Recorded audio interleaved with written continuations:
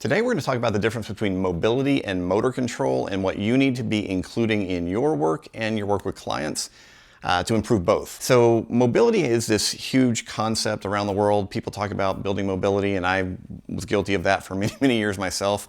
And there's nothing wrong with improving mobility. So let's state that up front. But by definition, mobility is simply the capacity to take a joint through its expected full range of motion. So when we look at different athletes, we're going to see mobility levels that differ greatly depending on the sport and the requirements. And we look at people in general, we're going to see differences. It is easy for people to consider mobility the same thing as flexibility. They're not exactly the same, but ultimately we are talking about the capacity to take a joint or specific area of the body through a full range of motion. Now, if you have limitations in mobility, that can be extremely problematic in some cases. So that's why we have all these amazing tools out there for improving mobility. However, what we cannot confuse is the idea that improving mobility by itself, so just increasing our capacity to go through a full range of motion, does not automatically translate into control. It does not translate necessarily into strength or coordination. It's simply one skill or one capacity that we are developing. So we like to talk about,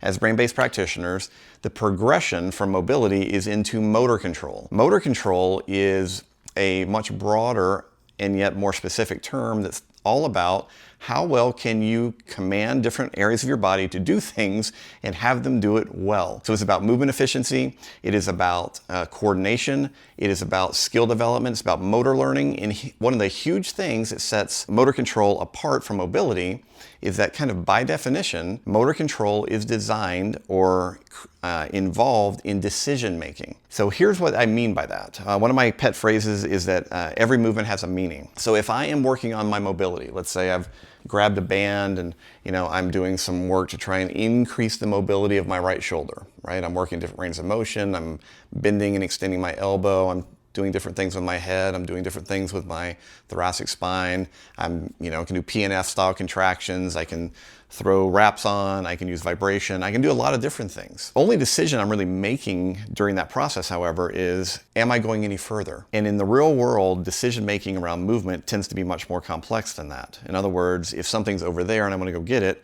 there's actually a lot of things that have to occur for me able to do that accurately, especially if it's my coffee, right? I've got to go through my little obstacle course to get to my coffee and be able to pick it up. So how do we approach this as brain-based practitioners? Well, it's pretty simple. If you want to transfer your work from basic mobility and just include something that will improve your brain's capacity to control your body, you have to involve decision making in the process. So as a silly example, one thing that you could do is do all of your current mobility work, whatever that might be, just use a metronome. So right now I have a metronome set to 120 beats a minute. So let's say I was working on my head and neck.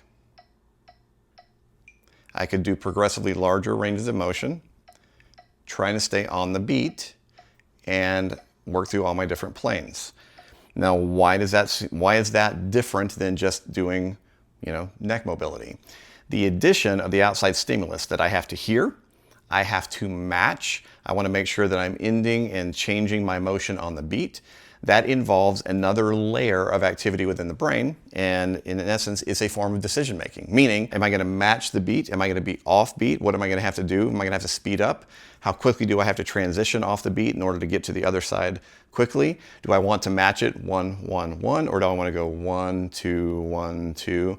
I can do all kinds of different things just using a metronome or different rhythms and apply that to my current mobility training and actually increase the difficulty, improve other cognitive features as a result of that, and overall make myself better at motor control while at the same time improving my range of motion, all right? So there's lots of cool little things that you can begin to add in as long as you consider the idea of, I want to link what I've been doing previously for mobility and just include some type of decision-making process in it. Another simple example would be, let's say I am using a band and I'm working on trying to improve my, let's say, horizontal abduction, external rotation, mobility for my shoulder, but I want to turn it into a motor control exercise. Well, I can be here and I can have, you've probably seen these blaze pods or different apps that give you reds and green blinking lights, right? So I can be here and I can be, okay, if I see a green, I'm going to actually mobilize a little bit more. If I see a red, whoop, don't go.